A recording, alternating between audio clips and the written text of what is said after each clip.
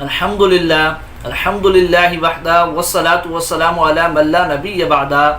محترم سامعین، یہ سوال ہے کہ غیر مقلدین حضرات جو صفوں میں پیروں کو پھیلاتے ہیں اور آپس میں پیروں کو ملا کر کھڑے رہنے کا کہتے ہیں، تو اس کے بارے میں ذرا رہنمائی فرمائیں۔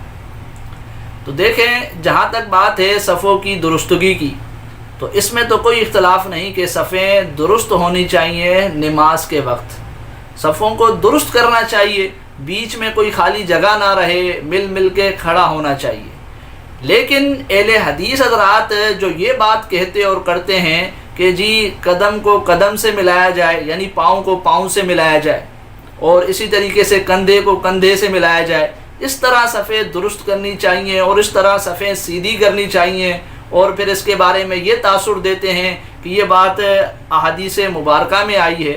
تو ہم اہل حدیث حضرات سے کہتے ہیں کہ اگر یہی بات ہے تو آپ اس بارے میں مکمل احادیث مبارکہ پیش کریں۔ آپ اس مسئلے کے بارے میں جو دیگر احادیث مبارکہ ہیں ان کو بھی سامنے رکھیں نا، ان پر بھی عمل کریں۔ ان پر آپ حضرات کیوں عمل نہیں کرتے؟ اگر یہی مطلب لینا ہے احادیث مبارکہ کا، تو اس مسئلے میں جو دیگر احادیث مبارکہ ہیں وہ بھی صحیح ہیں، ان پر اہل حدیث حضرات عمل کیوں نہیں کرتے؟ وہ کون سی حدیثیں ہیں سامعین؟ مثال کے طور پر یہ میں آپ کے سامنے ایک حدیث رکھتا ہوں، آپ یہ دیکھ لیجئے۔ یہ سنن ابی داؤد کی حدیث ہے سامعین ہے۔ اس میں حضرت نعمان بن بشیر رضی اللہ تعالیٰ عنہ بیان کرتے ہیں کہ رسول اللہ صلی اللہ علیہ وآلہ وسلم نے لوگوں کی طرف اپنا رخ کیا اور فرمایا اپنی صفیں برابر کر لو۔ آپ علیہ الصلوۃ والسلام نے یہ 3 بار فرمایا، قسم اللہ کی یا تو تم اپنی صفوں کو برابر رکھو گے یا اللہ تعالیٰ تمہارے دلوں میں مخالفت پیدا کر دے گا۔ حضرت نعمان بن بشیر رضی اللہ تعالیٰ عنہ کہتے ہیں کہ پھر میں نے دیکھا کہ ایک آدمی اپنے کندھے کو اپنے ساتھی کے کندھے کے ساتھ، اپنے گھٹنے کو اپنے ساتھی کے گھٹنے کے ساتھ، اور اپنے ٹخنے کو اپنے ساتھی کے ٹخنے کے ساتھ ملا کر جوڑ کر کھڑا ہوتا تھا۔ سامعین، یہ حدیث سند کے اعتبار سے صحیح ہے۔ اب اس حدیث میں دیکھیں سامعین، کندھے کو کندھے کے ساتھ ملانے کے ساتھ ٹخنے اور گھٹنے ملانے کا بھی ذکر ہے، لیکن اہل حدیث حضرات ان کو ملانے کی بات نہیں کرتے اور نہ ہی ٹخنے یا گھٹنے ملاتے ہیں۔ بس اہل حدیث حضرات کا زیادہ سے زیادہ زور سامعین قدم یعنی پاؤں کو ملانے پر ہوتا ہے۔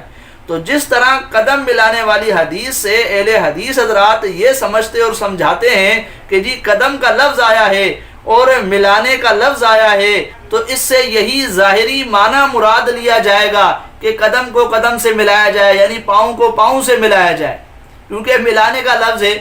تو اس حدیث میں بھی ملانے کا لفظ آیا ہے نا، ٹخنے، کندھے اور گھٹنے کا لفظ آیا ہے، تو پھر اس کے بھی ظاہری معنی پر عمل کیا جائے نا، اس کے بھی ظاہری معنی پر عمل کیا جائے، لیکن اس کے ظاہری معنی پر اہل حدیث حضرات عمل نہیں کرتے، اہل حدیث حضرات عمل نہیں کرتے۔ اسی طرح سامعین یہاں یہ بات بھی سمجھ لیجئے کہ کندھا کندھے سے نہیں مل سکتا، کندھا کندھے سے نہیں مل سکتا۔ کیوں؟ وہ اس لیے کہ اس کو کندھا کہتے ہیں، یہ ہوتا ہے کندھا، یہ بازو ہوتا ہے۔ تو اہل حدیث حضرات جو کوشش کرتے ہیں وہ بازو کو بازو ملانے کی، نہ کہ کندھے کو کندھے کے ساتھ ملانے کی، کیونکہ کندھا کندھے سے مل نہیں سکتا۔ اسی طرح ٹخنے کا لفظ بھی حدیث کے اندر آیا ہے، تو ٹخنا ٹخنے کے ساتھ نہیں مل سکتا، کیونکہ دونوں طرف ٹخنا ٹخنے کے ساتھ ملانا ہے، دونوں طرف صف میں۔ اسی لیے ٹخنے پر بھی عمل نہیں ہو سکتا بغیر تکلیف کے اور بغیر پریشانی کے۔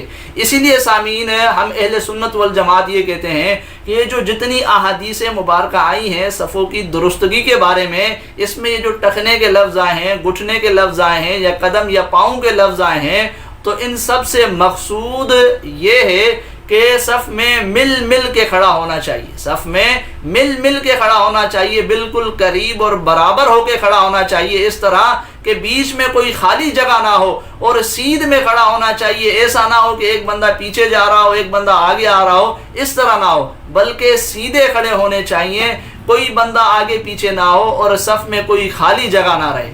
یہ ہے ان تمام احادیث مبارکہ کا مطلب جو سامعین ہم بتلاتے ہیں، اور یہ مطلب سامعین ہے ہم اپنی طرف سے نہیں بتاتے، بلکہ نبی علیہ الصلوۃ والسلام کی صحیح احادیث مبارکہ کی بنا پر नबी अलैहिस्सलाम की सही अहादीस मुबारका की बिना पर सामीन हम ये मतलब बताते हैं। अब वो अहादीस मुबारका कौन सी हैं तो वो भी ज़रा आप देख लीजिए। ताई शरीफ है आपके सामने। हज़रत बरा बिन आज़िब रज़ी अल्लाह तआला अन्हु कहते हैं कि रसूलुल्लाह सल्लल्लाहु अलैहि वसल्लम हमारे कंधों और सीनों पर हाथ फेरते हुए, यानी उन्हें दुरुस्त करते हुए, सफ़ों के बीच में से एक किनारे से दूसरे किनारे तक जाते और फरमाते इख्तलाफ ना करो, यानी आगे पीछे ना खड़े हो वरना तुम्हारे दिल मुख्तलिफ हो जाएं। नीस फरमाते अल्लाह ताला अगली सफ़ों पर अपनी रहमत नाजिल फरमाता है और उसके फरिश्ते उसके लिए दुआ करते हैं। इसी तरह सामीन अगली हदीस भी देख लें। रसूलुल्लाह सल्लल्लाहु अलैहि वसल्लम हमारे मूंडों पे हाथ फेरते, यानी उन्हें दुरुस्त फरमाते और फरमाते हैं सफ़े सीधी रखो, इख्तलाफ न करो। इसी तरह सामीन ये एक और हदीस देख लीजिए मुस्लिम की। इसमें हज़रत नौमान बिन बशीर रज़ी अल्लाह तआला अन्हु फरमाते हैं कि रसूलुल्लाह सल्लल्लाहु अलैहि वसल्लम हमारी सफ़ों को इस कदर सीधा और बराबर कराते थे गोया आप उनके ज़रिए से तीरों को सीधा कर रहे हैं। और सामीन ये अब्दुल्ला बिन उमर रज़ी अल्लाह तआला अन्हु का भी असर देख लीजिए। हज़रत अब्दुल्ला बिन उमर रज़ी अल्लाह तआला अन्हु दोनों पाँवों को फैलाकर नहीं खड़े होते थे और ना एक पाँव को दूसरे पाँव से छूते थे, बल्कि इनकी दरमियानी हालत पर रखते थे। तो सामीन इन तमाम रिवायात को सामने रखने से मालूम होता है कि मकसूद सफ़ों को दुरुस्त करना और बराबर करना है नमाज में, कि सब मुक्तदी नमाज की सफ़ में बराबर खड़े हों, सीधे खड़े हों, आगे पीछे ना हों और ना ही बीच में कोई खाली जगह रहे। तो इन बातों को समझाने के लिए मुख्तलिफ अल्फाजात अहादीस मुबारका में आए हैं। अगर पैर को पैर से मिलाना मकसूद होता बल्कि ज़रूरी होता, या टखने को टखने से मिलाना मकसूद बल्कि ज़रूरी होता, तो आप अलैहिस्सलाम सफ़ों की दुरुस्तगी के वक्त इनका भी एहतमाम करते, इनको भी मिलवाते।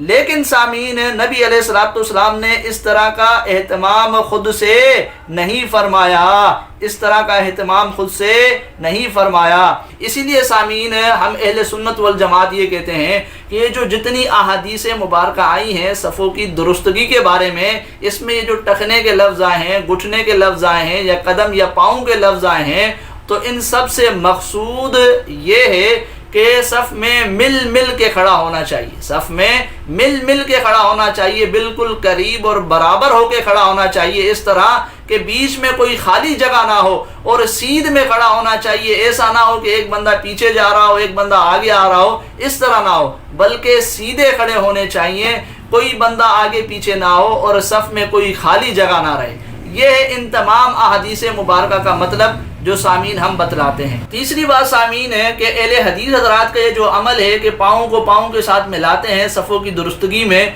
तो ये जो इनका अमल है सामीन, ये मक्के मदीने वालों के भी खिलाफ है, उनके अमल के भी खिलाफ है। आप ये तस्वीर देख सकते हैं कि मक्के मदीने वाले किस तरीके से खड़े हुए हैं, सफ़ में बिल्कुल सीधे खड़े हुए हैं, कोई खाली जगह नहीं है, इस तरह नहीं कि पाँव को पाँव के साथ मिलाया हुआ है। तो मक्के मदीने वालों के अमल के भी खिलाफ है अहले हदीस हज़रात का ये अमल, जिनके नाम पर सामीन है अहले हदीस हज़रात धोखा देते, जिनके नाम पर ये धोखा देते हैं। बहरहाल सामीन है ये जो सफ़ों की दुरुस्तगी की अहादीस मुबारका हैं, इनका मतलब हमने आपके सामने दीगर अहादीस मुबारका की रोशनी में रखा कि यही है कि सफ़ों को दुरुस्त करना चाहिए इस तरीके से कि सफ़ें बिल्कुल सीधी हों, कोई आगे पीछे ना हो और बीच में कोई खाली जगह ना हो, बिल्कुल बराबर और मिल के खड़े होना चाहिए।